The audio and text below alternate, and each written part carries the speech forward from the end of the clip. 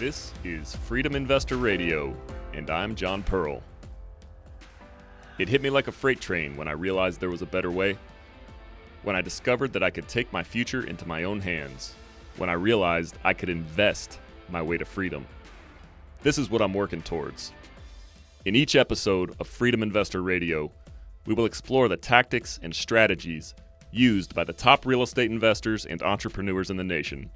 We will learn how you can start investing your way to freedom and take control of your life. Thanks so much for tuning in.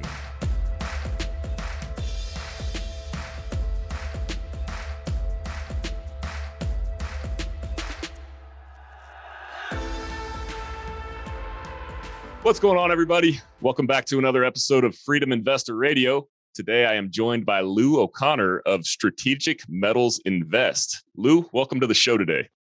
John, thank you very much. A pleasure to be here. Yeah, so Lou and I are going to be talking about rare earth metals today. This is something I had not thought too much about before hearing about Lou and Strategic Metals Invest. So Lou, why don't you tell us a little bit about what you're doing now, who you are? And I know you've had an interesting life, lived all over the world. Why don't you just tell us a little bit about yourself? Sure. Well, you'll probably tell from the accent. I'm over the other side of the pond. I'm coming to you from Tipperary in Ireland. I'm a native of Ireland. Originally, I was born in Dublin, but as you said, I went on my travels young. I lived in Germany for 10 years. I lived in Latin America for on and off 20 years, actually. And I've just returned back to Ireland in the last 2 years to do this business opportunity. I started out initially interested as an investor, and the opportunity was so good that I moved back to Europe actually to form a partnership. And I'll tell you a little bit about it first, John, and then I won't go on too long because I'm sure it'll bring up some questions. And what I would say, the good news, and I say this without any pride or without any false pride, is I'm pretty sure your audience will be hearing about this for the first time. And the reason I'm sort of confident about that is because this option or this opportunity to private investors, it wasn't previously available. And I'll demonstrate in a minute why it wasn't and why it is now, and also why there's some very sort of important dynamic safety measures that need to be sort of considered before you would consider buying rare earths or owning rare earths. So basically, my company's called Strategic Metals Invest.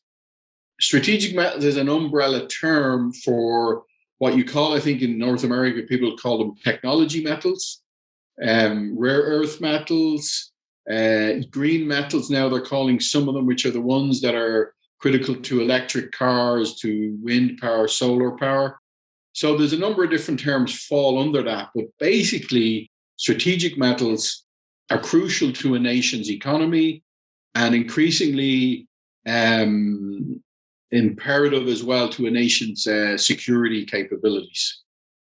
Up till very recently, the only way you could invest in rare earths or strategic metals, I'll use the term strategic metals so not to confuse anybody, was maybe by investing in a mine and stuff like that. Because the only end buyer for strategic metals are industry buyers or a nation, a Department of Defense or whatever.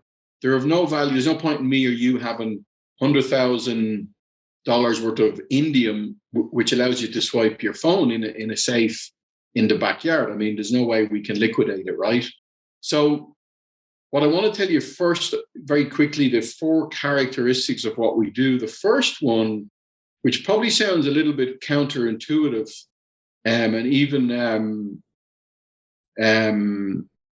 contradictory, is that the offer we have where clients can buy and own rare earths is not the most important thing we do, if you will. It's a part of what we do. And what's most important, in order for the investment side to work, is our primary business. Our primary business is we're an industry supplier, and we have been for more than 30 years. We sell metals corporations and in more than 70 different countries. Now, that's very, very important. Why? Because you're buying from an industry supplier, and only an industry supplier can guarantee you the authenticity of the metals and also the ability to liquidate them. Just to give you an idea, we have more than 200 metric tons of raw materials in our vault. Maybe I should mention we're based in Europe. It's a sort of a geographic diversification play as well. Our business and vault is in Frankfurt in Germany. It's tax-free, just like, as if you were storing in Switzerland. So we store the metals in a vault in Germany. We've over 200 metric tons there. Only 20 to 25% of those raw materials are owned by investors. That's just to give you an idea on the ratio. But the reason I mentioned that dynamic first is there's no point in you or anybody considering buying, rare earths from anybody unless they can provide you with an exit. And unless they're an industry supplier, they can't. They're sold in very, very large amounts. So that's just to get that out of the way. The second part is basically what we offer the investor. What's on the table for you is, one, we guarantee you buy industrial grade, high value assets. Two, we guarantee that the storage facility is industry standard. Some of the raw materials we offer are oxides, which is the powdered form of rare earth elements, and they need to be maintained in a certain way so the purity levels, don't dilute or anything like that. So that second part is the storage facility, and third is the exit, which I sort of mentioned already. Is our investors can liquidate in 3 to 4 working days if they wish. You don't have to give us like 30 days notice or 60 days. So what's interesting about them? Well, one, they don't provide passive income. You only realize your profits when you liquidate, but they are extremely liquid. So look, I'll be quiet now for a while and see. I'm sure maybe that there's some questions might have come up. I'm not sure if I covered everything, but I think that's a good sort of start anyway. Yeah, definitely. So just to recap,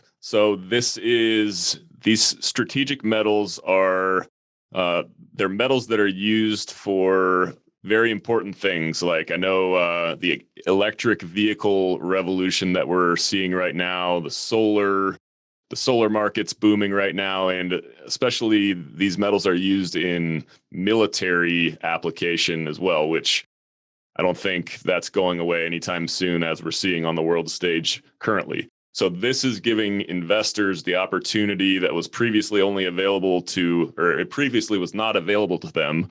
It's giving them the opportunity to invest in these, and you have a supplier, a place to store these, and they can get in and out of their investment within a few days' time if they would like to. And there is no application for somebody storing these in, say, a safe at home, right? So one other thing, what's like a specific example of some rare earth metals or some strategic metals and what are their use cases, just to get a little bit more specific?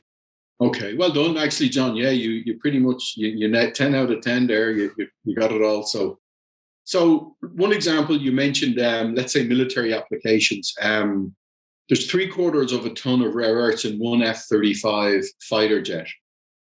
The U.S. Army actually just in the last 30 days announced their plans to field an all electric non-tactical fleet by 2035. And an all-electric tactical fleet by 2050. There's a mandate in Europe at the moment for all cars to be electric by 2035. It's not law, but it will be law very, very soon. So,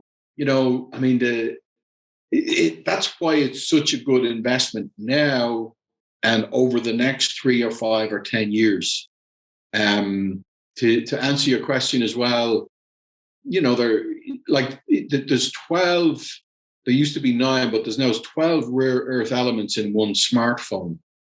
And they're in all modern technology. So if you consider, even in the developed world, how often we purchase and replace phones and computers, then think of, the BRICS, Brazil, Russia, India, China, they're delivering hundreds of millions of people into the middle class as soon as people have more disposable income, they want the good stuff, So in terms of demand for all modern technology, it's there and it's increasing. As you mentioned, solar power, wind power, electric mobility.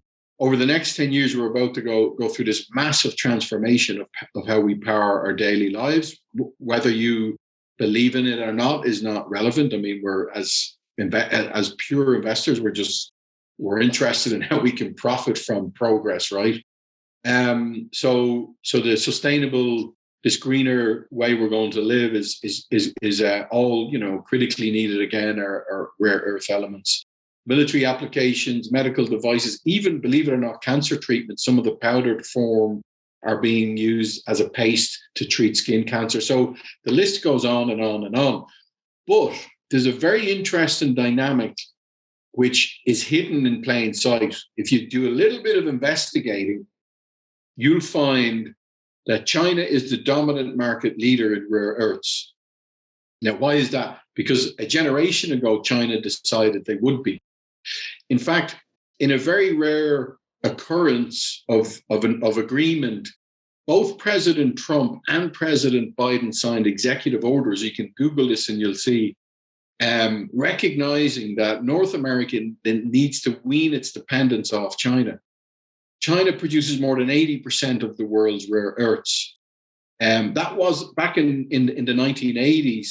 The US and China sort of were on a level par, producing about 30, 35, 37% or something each. And the premier of China in 1987 made a very shrewd insight, if you will. And he basically said, he was standing, again, Deng Xiaoping, he said, the Middle East has oil, China has rare earths. Since then, they've just taken over. I mean, it's unbelievable, Any sort of expert in rare earths, anybody who really knows their stuff, will pretty much tell you that sometime between 2025 and 2030, China is going to reach its goal, which is they issued a China futures policy a generation ago. In that policy, it says they want to be domestically self-sufficient in 10 different industries.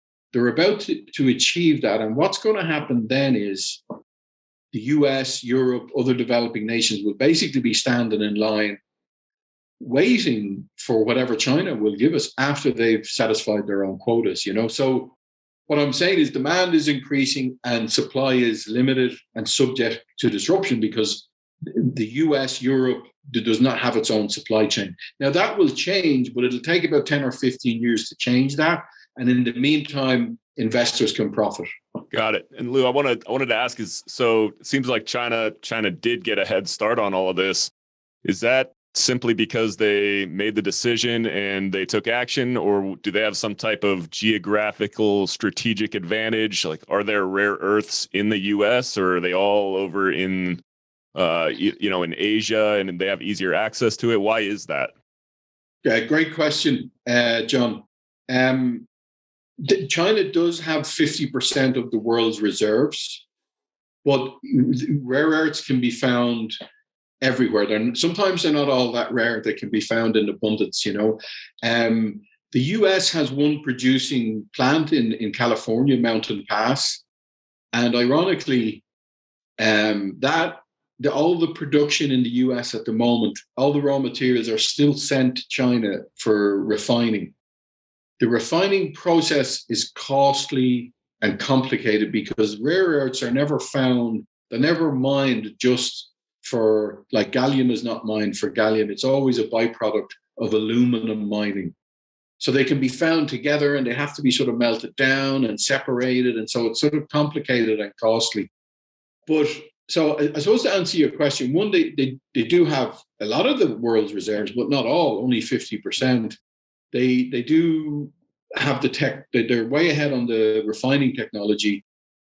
And of course, what will happen, John, in the next sort of 10 years is the US will, there's funding going towards this. It's just going to take time, but the US will produce more rare earths and they will refine them. But as you can guess, like they're not going to do it as sustainably or as cheaply as China. So you're looking at right there and then at, 20, maybe 20, well, I'd say 25, 30% increase just because they'll do it, the labor costs and stuff like that. So it's a combination of things, really. Got it. All right. So we mentioned some of the applications earlier. So how many, you may have said this, how many rare earths are there, and are they all created equal? Like what are some of the ones that maybe have more of an application in today's age, or, with the use cases that are out there, and are some not as applicable in the environment that we're in right now? Sure.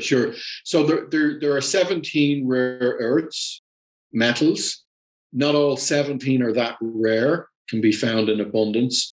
So we only offer like 10 that we consider are relevant as tangible assets, where we see supply disruption, where we see demand increasing, where we see prices increasing. Out of that 10, 5 are probably technology metals, and the other 4 and other 5 are very critical to this green revolution, sustainable energy. I personally would see the most growth in solar, in electric mobility, solar, wind power for the next 3 to 5 years.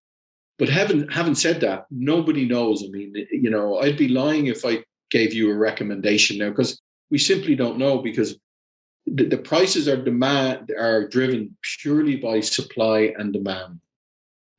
So there's no way of knowing. So we recommend to our clients, buy all 9 or 10 metals we offer, which gives you a very good, stable portfolio. And by the way, the minimum investment is only $10,000. And for like $12,500, you can actually buy 1 kilogram of all 10 metals we offer. So you'd have one of each to begin. And what we're suggesting to our investors, and it's working very well, we noticed anyway that most of our investors buy a second and third time within the first year, because they go up in value, right? So obviously they'll come back for more. So we suggest, open your portfolio. Most people are starting with 25, maybe 50,000. And then, on a weekly basis, we update the prices, and you have a performance chart which automatically updates. So you can see, what metal is performing, how they're doing individually, and on an average, how your portfolio is doing. So we just suggest, like, have a stable a basis properly, because that way, if one is up 80% and another's up 70 and one's up 8%, another's up 18, and it balances out, and you've still got a good, healthy sort of a return, Just to give you, I'll just finish with this, John. Owning rare earths have outperformed owning gold, all precious metals, the FTSE and the S&P 500 for the last 5 years consistently. Gold, I think, has gone up about 54% in 5 years. We've metals that have gone up 370%. We've metals that have gone up 340, 290, 250. Those are our top performers. But they, and I want to make sure there's no misunderstanding. It is a speculation, but if you look at the historical price, and people are making money because demand is huge, and look, they can't. It's not possible for supply to meet demand at the moment, and that's not likely to change in the next 3 or 5, maybe even 10 years. Got it. So one of the things I was curious about as I was doing a little research prior to this conversation was the stock to flow ratio of these metals. And for those that don't know what that means, some of the listeners, maybe if you've never heard that term, like a higher stock to flow ratio means a higher scarcity. Like gold has a high stock to flow ratio because it is harder to produce. It's harder to increase the supply of it. For those that are into crypto, like Bitcoin, that's a lot of the people love Bitcoin because of its scarcity, its high stock to flow ratio. There's only ever going to be 21 million. So how difficult is it to produce more of these rare earths and get more into supply? Good question. Very, very good question. Despite the term rare earths, they're not all that rare. Mining them is complicated and expensive. So I don't see that there'll be a shortage. But for example, like Volkswagen BMW, Ford Motor Company, have all announced, if you Google as well, you'll see in the last 90 days, like BMW want to source 20 billion euros of raw materials for electric cars. Not all are rare earths, but, Ford announced the single largest investment in their entire history, $11.4 billion in what they call campuses, which are basically factories just for electric cars. Volkswagen, something similar. These manufacturers, they won't come to somebody like us to buy them. What they'll want is their own source and their own supply chain. So they're going to come into the market, and any of the new materials being produced will sort of be already taken by them, So you're going to see more competition. Definitely production will go up, but demand is also going up and more players are entering the market. So all I can say is it'll be very interesting what will happen over the next, 3 to 5 to 10 years. And, as an investor, whether you're in the US or Europe, what's exciting, the reason I went from being an investor to becoming a partner is I know that I have raw materials in a vault in Germany that are in huge demand. And, the best case scenario is they are making a profit. But, not the best, the minimum sort of scenarios, but the best case scenario is if in a year or two, China and Europe they have a serious disagreement and China says, look, we're not going to sell you any more rare earths. Then you've got a very, very, very valuable assets that you can immediately liquidate, So it's a very, it's a niche sort of a thing. I can tell you as well, and this is a security factor. This is not a boast. We're the only industry supplier in the world that offers this to private investors. It's very important people know that because you might hear from time to time of somebody saying, well, we have rare earths, buy them. If they're not in the industry, if they don't have, like an ISO 9001 certificate, quality assurance certificate consistently for the last 10 years, they're not in the industry. If they don't have a vault with, like we do, with over 200 metric tons of raw materials, they're not in the industry. It's not an easy industry to be a part of, So that's important as well, that security factor. Right. So the value proposition, just to kind of circle back on that, the value proposition for rare earths is the demand, the extreme demand that we're seeing, and we're not expecting to go away anytime soon based on what we're seeing out there.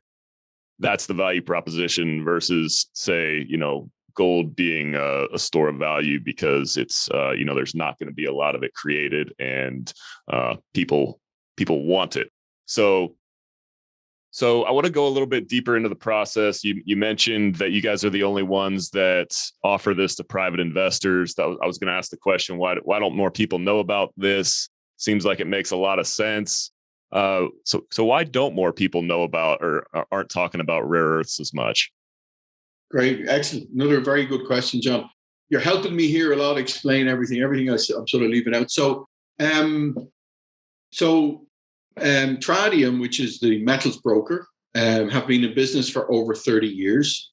As I mentioned at the beginning, primarily our business is supplying industry. And that's what we do, and that's what we continue to do. And the investor obviously should be relieved and know that without that, it wouldn't be no point in doing it. So back in 2010, we bought in Frankfurt what was an air raid shelter, a bunker in World War II, converted it to a bank level vault, secured it. It's a bonded tax-free facility now, armed security, fully insured, etc. So since 2010, we've been offering this option mostly just in Germany. Now, it wasn't exclusive to Germany, but there's 100 million people between Germany, Austria, Switzerland. There was plenty of market there. Now, prior to sort of coming to America, if you will, we do have about 200 US investors. But I'll tell you how they found us, I don't know, but they really did their work because we would have been hard to find, but they were sort of metals guys, if you know what I mean, So we haven't done any marketing outside of Europe, outside of Germany, Austria, Switzerland, until very, very recently. it's only in the last 6 months where, you'll see us doing any, English marketing, if you will. So it's been very sort of private, formal, organized, Germany, for example, I'm in Ireland, but Germany is one of the world's largest and sort of most stable economies. So there was just enough business there. I'm sure people will hear more and more of us, but then again, I'm not doing a huge amount of, raise my, we belong to a mutual group, Raise Master. So we don't need world domination either. We're not after that. There's only a certain amount. As I said, we'll only ever keep 20 to 25% of our inventory will be owned by investors, because we always need to be able to liquidate for investors, Right. So I want to get kind of deep into the behind the scenes, like what it looks like. So let's do a scenario. Say you mentioned that if I purchased about $12,000, I could get up to a kilo of each of the different rare earths, or 12. Correct. Whatever it was. Yeah. But what happens once I make that purchase? Like, I want to know where I would make the purchase, and then what happens once the purchase is made. Behind the scenes, is somebody physically going down and separating out a section or an amount of the rare earths that I purchased, and is it kept in my own little section of the vault? Like, what's that part of it look like? Just curious. Yeah, very good. So first step is, if you said, Louis, I want to buy $25,000 and I want the full 10 metals you offer. So you would receive, all we need from you is your full name, home record address, contact information. We don't even, at this stage, we don't need even passport or anything.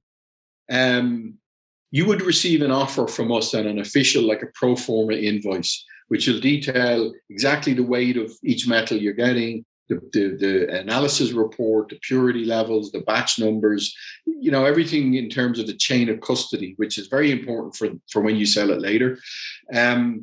If you accept that offer, and usually once you've asked for an offer, you will, then we send you a commercial invoice with wiring instructions, and then you send the funds directly to Frankfurt, and they will acknowledge receipt of that, obviously, right away.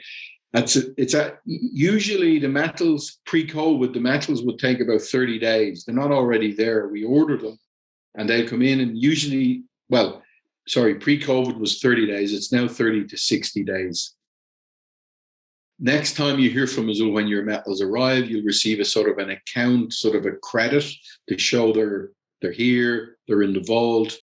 At that point, you'll sign a storage agreement. I should add, you do have maintenance costs, which is 2% per year for storage. That's your only sort of running costs. 2% is probably a little bit higher than you'd normally pay to store metals. The reason for that is there are certain conditions needed for rare earths. Some of them are like oxides, like powdered. So in order to maintain their purity levels over a long period of time, they have to be certain temperature and, maintenance, if you will. So that's a little bit higher. It's 2%. But you only pay that annually, and you don't pay until the end of the first year. Now, we generally keep them in what we call collective custody, because we sell them in much larger amounts. And you've sort of focused in on a very key question here, John, that I recently had a client from the US who said to me, and he wasn't joking, he said, he's big into gold. He said, Louis, he said, I like to keep my gold close to home, And I think what he meant was in the backyard, right? So you got to sell me on this idea of it being stored in Germany, And I said, look, if you want to, you can take delivery of these metals in the US. Our price is delivered to Frankfurt. But here's the difference. If they were to leave our facility, one, you'll pay probably some import duties in the US. Two, the chain of custody has been broken. So if you keep them for 10 years, even if they're still in the original packaging, they'll probably need to be retested when you bring them back, because no end buyer like BMW, Siemens, Apple Computers, US Department of Defense, whoever it is, will buy these raw materials if the chain of custody has been broken. They want to know exactly where they've been, and they want them in the original packaging. So what I'm saying is you can, if you want, take delivery, or all you're doing though is you're adding costs to your expenses. Alternatively, if you keep them in our storage facility, which is it's a sister company of Tradium, it's called Metlock. Now you own the metals. I mean, the vault is there, and you can't fake 200 metric tons of materials. You can come over and touch them and see them and feel them, but it's tax free and it remains tax free. And when you want to liquidate, if they're in our vault, you can have your cash in 3 to 4 working days. Whereas if you've moved them away, you've sort of you've incurred additional expenses, and it'll take you longer, and it'll be more expensive to liquidate. So I hope that answers it. It is a sort of collective custody, but it doesn't have to be. Right. Yeah, that was actually going to be my next question. I know a lot of people that are into the gold and silver, that the reason they love it is because they can have it in their possession and nobody else can take it from them per se. But yeah, thank you for clearing that up. So the next thing I was wondering about was what are the main risks to take into consideration with investing in these rare earths? Okay. So the pros and the cons, I've given you pretty much all the pros. The cons would be, again, supply and demand is in charge here. Doesn't matter what I say, and I won't give any predictions. I mean, I just won't, because I got caught out. Somebody here in Ireland asked me to recommend like 6 metals in December, and I didn't want to do it, and I was reluctant to do it, and I did. And then some other metals went up more than the ones I recommended, and I said, no more recommendations. But so supply and demand is in charge. Now, let's say, for example, indium. You cannot swipe your phone without indium. Maybe tomorrow somebody will discover another metal. I mean, they're still discovering new materials all the time, or maybe they'll mix it with another metal where the technology will be better, and so demand for indium could go down all of a sudden. So that's a possibility, something like that, where the metal, considering there's new applications being used all the time, it's very, very doubtful. But that's a possibility. And also, again, I'm just saying this just to answer the question, but production, it could be an overproduction of one, just that, that can happen as well. And and then supply, say, dripped, or production decreased and demand decreased, that could happen. But if you do your homework and look at the industries where they're needed, it's just very, very unlikely, But again, nobody can tell the future. Yeah, that makes a lot of sense. So who are these investments for? Can anybody invest in these? And is it accredited investors only? Do you have to, have a certain net worth or income, anything like that? No, because you're basically buying a physical asset. There's no, and as I said, minimum investment is 10,000. Somebody can start off with 10 and stay there, or increase if they like, So no, what sort of the convenience is great in the sense that it's as quick and as easy to buy and sell rare earths as it is to buy gold and silver. Even though they're stored in Frankfurt, they're extremely liquid. I mean, as I said, we're selling. We've clients in over 70 different countries, so every single day, 80% of what we're doing is selling metals. So when an investor, wants to liquidate, we look at what they have, and we'll see what, say, as I said, 3 to 4 working days is usually the max. Got it. Lou, is there any major topics that I forgot to ask about, or anything else you think people should know about this? I actually think you covered everything, John. Well done. I tell you, because there was a few things, when you asked me something, I realized, okay, I haven't covered that. But look, due diligence is not a theory; it's an action. You have to do your due diligence. I'm happy to send the compliance, due diligence documents to anybody, because your audience is primarily, I'd imagine, in North America. They're going to go, well, how can I do due diligence? Well, there's a number of inexpensive ways. Now, again, it depends on how much you want to invest, but the first and easiest way to do due diligence is I would send you what's called a legal imprint of the company. It shows the VAT number, the company registration number, the jurisdiction it's registered in. And with that information, what I suggest people can do, in fact, one of my first clients did it, and this is where I got the idea, is he contacted the US Embassy in Germany, and he said, I want to do business with a German company in Frankfurt, but I don't know anything about them. So they gave him a list of attorneys in Frankfurt that speak English. And he said, contact them. And for between, I think, $200, $250, they did the due diligence. They have the full history of the company, and everything is open and transparent in Europe in that respect. You can see, like, tax returns and filings, how long they're in business, qualifications. So that's one way. Another thing you could do is go to the German embassy in the US and ask them the same thing. Or you could go to a local attorney in America, which I think, though, he'll just contact an attorney in Frankfurt and obviously charge you a bit more.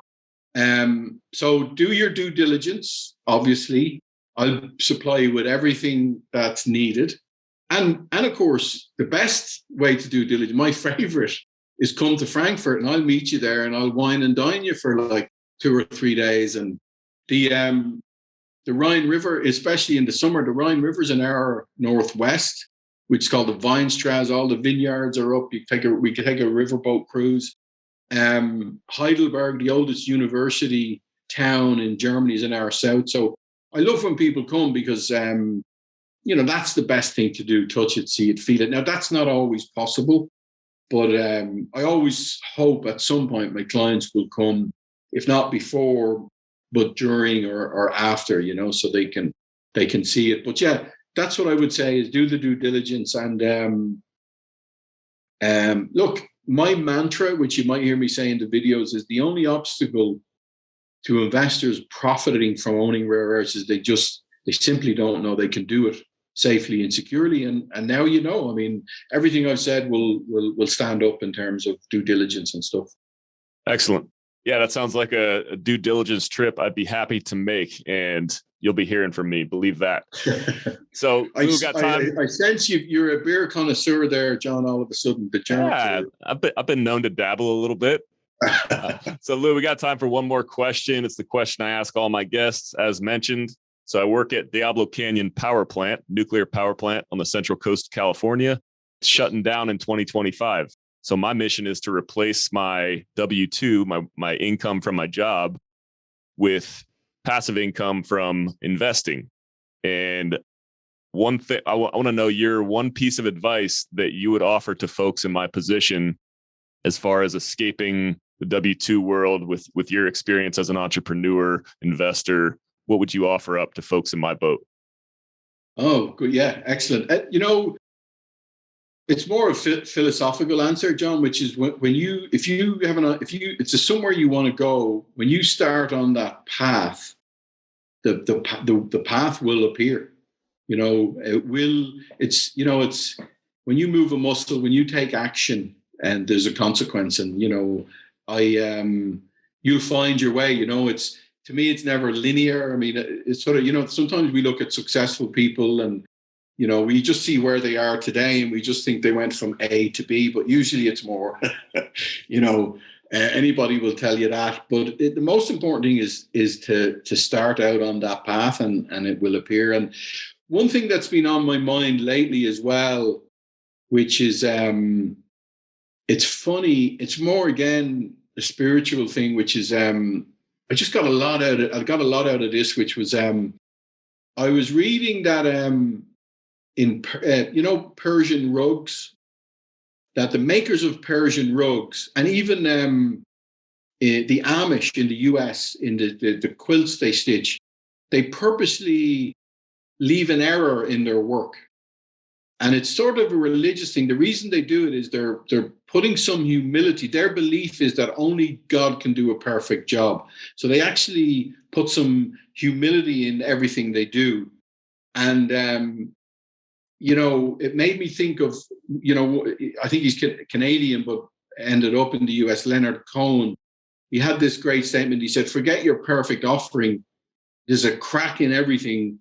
That's where the light comes in. And it's all about imperfection, And where my head went from that is that it changed my outlook on how I do things, and that, which is, I usually think I'm in the results business. I'm always focused on this result, right?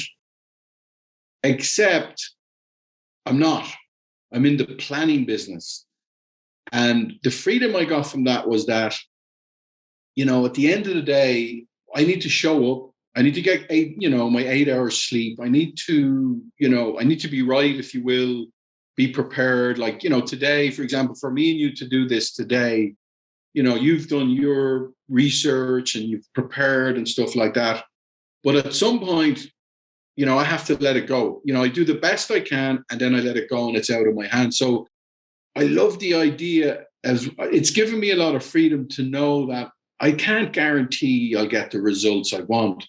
But as long as I do my homework, my side of the street is clean, I've done everything I can, then I can sort of sign off at 6, go play with the kids or, whatever it is I'm going to do and hopefully forget about it. Because I think we can get too attached to the outcome and then we don't enjoy the journey, So just do the best you can and let it go. And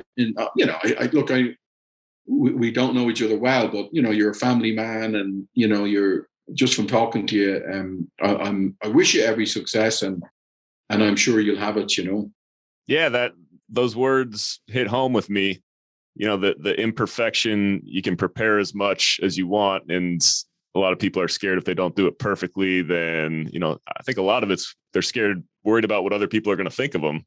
And the thing that I've learned is, if I screw up or say something dumb on a podcast or, post some typos in social media, nobody cares. It's not a big deal. You take the action. If you fail, you learn from it and you try it again, So excellent words, Lou. I really appreciate it. And I really appreciate your time today. So thank you so much for joining me. It's been a fascinating conversation. Where can people get in touch with you or learn more about Strategic Metals?